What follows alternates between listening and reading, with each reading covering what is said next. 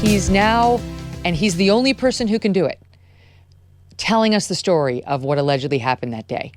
And maybe you can just help the audience understand Alex's story on, what the day looked like. He went to work, and then he talks about getting back to Moselle, which is how they refer to their property. And maybe you can outline for us just a bit of what he says happened, how his evening went. Hanging out with Paul, just doing stuff around the farm, and then they get back to the house. Blanca's made dinner. Paul eats it fast. He sits down with Maggie in their den. The TV's on, which is important because the TV stays on later. When we had the audible expert about how he couldn't hear the gunshots, he makes sure to let us know the TV's on. They eat dinner together.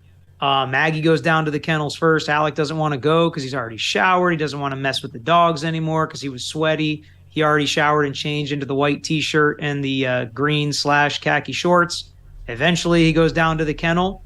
He is there at 8:44, which we have video proof of, but then he leaves immediately after, goes back to the house, and he tries to fit in, I think, some of the story that he's already told SLED, which we know is not true, that he lays down on the couch, maybe dozed off for a couple minutes, and then he leaves shortly after 9 o'clock, drives straight to Mom's house, hangs out with Mom for a while, drives straight back, finds the bodies, calls 911, and again, it's easy to explain on direct that, I was on 911, I was checking pulses, doing stuff with the bodies, but I think the state is going to nitpick over how many seconds he had to actually check the pulse for when he called 911, when he told them he's already checked the pulse. He didn't say, I'm actively doing this stuff.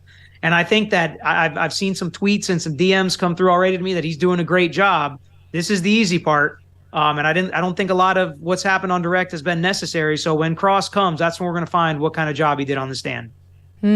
He also, Ronnie, seemed to feel the need to address the testimony from the SLED agent at the end of the prosecution's case, who said on Alex's phone, they had pinpointed when he would have been standing over the two dead bodies, that Alec had allegedly searched up a restaurant on Google and possibly taken a look at a bikini photo of a woman that had been sent to him or that was on his phone. They can tell everything you do on your phone these days.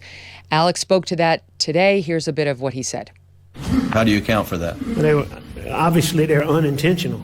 I mean, I'm doing something with my phone trying to call people, but I'm not trying to call those people. I'm not doing a Google search for any Whaley's restaurant, and I'm certainly not reading any text.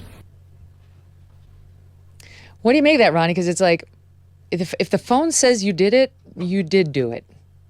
I thought he gave a good account for that. I mean, to me, it makes perfect sense that you're in some panic phase and, your fingers are clumsily playing with the phone. And obviously he activated some data. He revived some old search. So I thought he gave a good account for that. I think the part that got really sketchy for him, and I mean, Peter's recall of the events was just spot on, but where the timeline gets really dodgy is from that 8:45 to the 9:07, because we now know he was there at 8:45.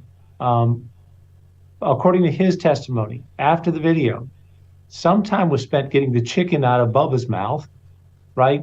So there's still some time there at the kennel. Some time was occupied getting back to the house. He then says that he maybe dozed off, but he's on the move by 9:07. So that's a very tight window. I mean, 8:45, we know he's at the kennel. He's still there for a period of time after that. He gets back to the house. To me, it feels like the perfect amount of time to get back to the house and then haul butt down to Alameda. We know from the OnStar that he went at high speed back and forth to get to his mom's house. But it's an odd point in time to say it's at that moment that I decided I need to go see Mom. And he's off.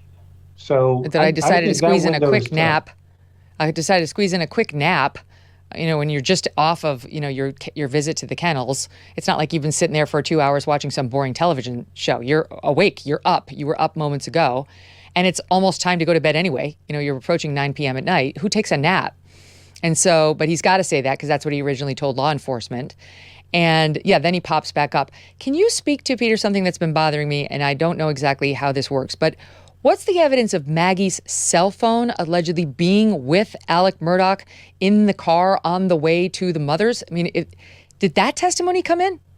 I don't feel like that's what the evidence has shown so far. I actually think that the defendant's theory of he couldn't have thrown it out the window at that time, based on the movements of the cell phone, based on how fast his car was driving, based on what time his car crossed the spot where they found Maggie's cell phone, I actually don't think any of that lines up. And I think Ronnie's timeline there gave Alec even a little bit of the benefit of the doubt, because I think between 9:02 and 9:06 is when we saw all those steps taken by Alec, 200 and something steps.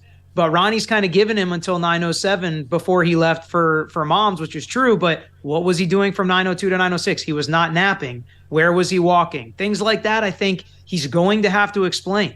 Where were you? You obviously weren't sitting on the couch dozing off. Did it take you 270 steps to walk to the car? That doesn't make sense. So I think he's going to have to answer all of those questions. But one other thing, Ronnie and I seem to be in lockstep. We haven't talked about this before. The only thing I would push back a little bit on if I was the defense is I don't think he sped to and from mom's. I think the fact that it took him 16 minutes on the way there and 18 minutes on the way back, and when SLED did a test drive, it took them 17 minutes. It's more likely he was passing a car or going faster and slower, but it took him about the right amount of time to get to mom's and back. So I think each side has a lot of good arguments with this evidence, which is why I felt like it was a mistake for him to take the stand.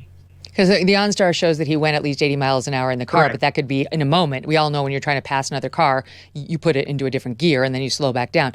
All right, so if we go with that timeline, 8:44, he's on the tape. We know he was at the kennels, but at 8:44, and then you say the story is that he then had to deal with getting the chicken or the guinea or whatever it was out of the dog's mouth. So that eats up another minute or two, and then he goes back to the home. Then he allegedly lays down. We don't know exactly. Lies down.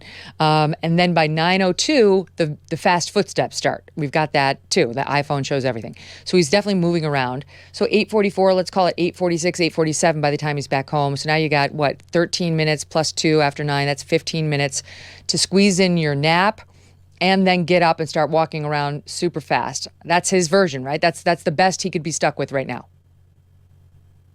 Which he didn't have to testify for us to get. I mean, they could have argued all that. He's literally given us no details that makes it more or less reasonable that that's what he did. What do you think, Ronnie?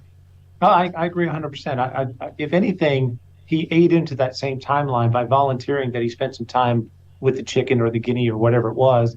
And he said he misstated it was 100 yards to the house. It's actually 1,100 feet. So maybe even more time to get back to the house.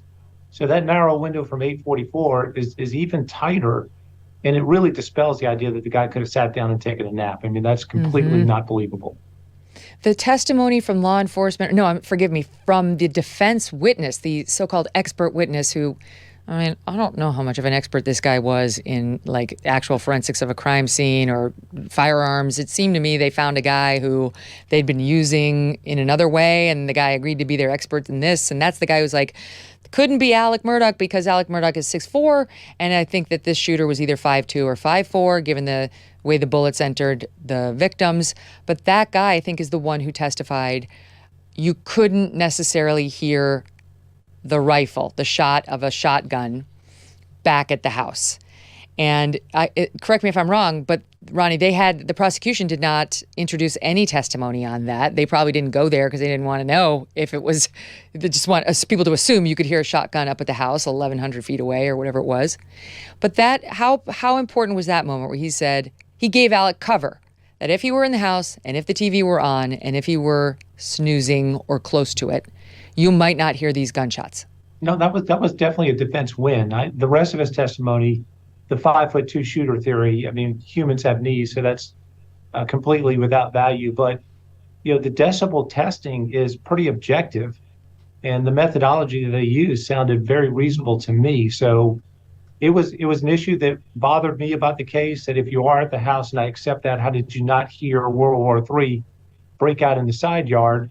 Well, they did a pretty adequate job of explaining that, and again, creating more reasonable doubt about the state's case. All the more reason, again, not to call Alex Murdaugh. For many parts of the country, February weather is cold and unforgiving. The days are short and sunlight can be hard to come by, and those days relaxing by the pool seem all too far away. But when you have a Michael Phelps swim spa by Master Spas, you can enjoy the best of a pool with the therapy of a hot tub, even in the middle of winter. Michael Phelps swim spas come in a variety of sizes to complement almost any yard, even if it's a small one. Michael Phelps swim spas by Master Spas have a water current so you can swim. You can do aquatic exercises, and you can just have fun with the kids. This is going to reinvent your family time. The water buoyancy will relieve pressure on aching joints. Enjoy pure relaxation in the massage therapy seats of the swim spa. And since it's heated, you can use it year-round in any climate. Michael Phelps swim spas are 100% made in the USA by Master Spas, the world's largest swim spa manufacturer. You are going to love your Michael Phelps swim spa by Master Spas. Go to masterspas.com. Put in the promo code MK to save $1,000 on a Michael Phelps swim spa or $500 on a Master Spas hot tub. Masterspas.com, promo code MK. Hey, thanks so much for watching. If you like what you just saw, hit the subscribe button for more clips and full episodes.